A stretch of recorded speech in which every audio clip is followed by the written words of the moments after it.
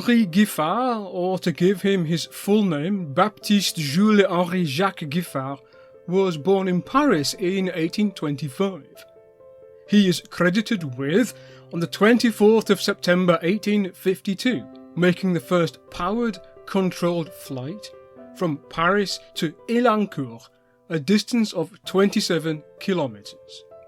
Giffard used a cigar-shaped airship, or dirigible, the bag of which was 44 meters in length and was filled with hydrogen gas. Beneath it was suspended a basket containing a 3-horsepower steam engine which powered the 2-bladed propeller.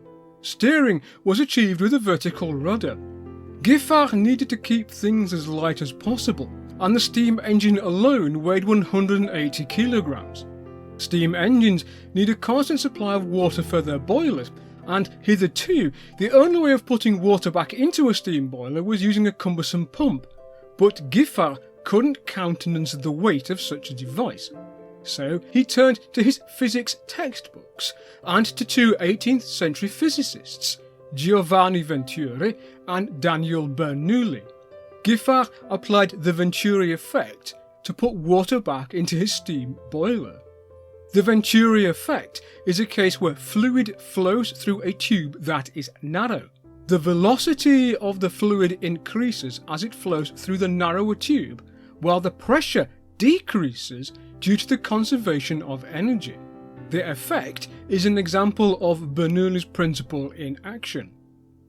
In so doing, Giffard invented the steam injector. The steam injector uses live steam to inject water into a steam boiler against the steam pressure within the boiler. It does so using 3 cones. High pressure steam enters the injector through the first or steam cone. The nozzle of the cone guides the jet of stream, and the pressure energy of the steam is converted to velocity energy. This jet of steam then makes contact with cold water and is instantly condensed and then passes through the combining cone. This creates a vacuum which draws further water into the injector. The combining cone creates a solid jet of hot water. This jet of hot water then jumps a gap and enters the delivery cone. The delivery cone converts the velocity energy of this jet of water back to pressure energy, sufficient to overcome the pressure in the boiler holding down the non-return clack valve.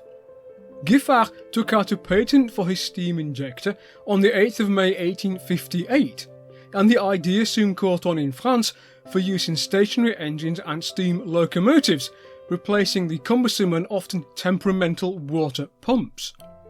In Britain, Sharp Stewart of Manchester obtained the sole licence to make and distribute the Giffard injector in the United Kingdom in 1860. The first British railway to adopt them was the Lancashire and Yorkshire Railway in 1860, followed by the London and North Western Railway, who began to fit 1 injector and 1 water pump to newly built locomotives from 1864 onwards. The licence to produce the Giffard injector then passed to another Manchester firm, Gresham and Craven, which firm had incidentally begun making sewing machines. Giffard was awarded the Légion d'honneur in 1863, but because of his failing eyesight, he tragically took his own life in April 1882, aged only 57, leaving his entire estate for the good of the French people.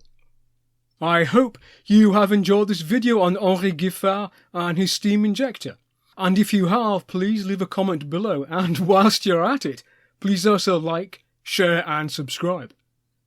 I'd also like to thank my Patreon supporters for helping make this video possible. And see you all next time on Rail Story.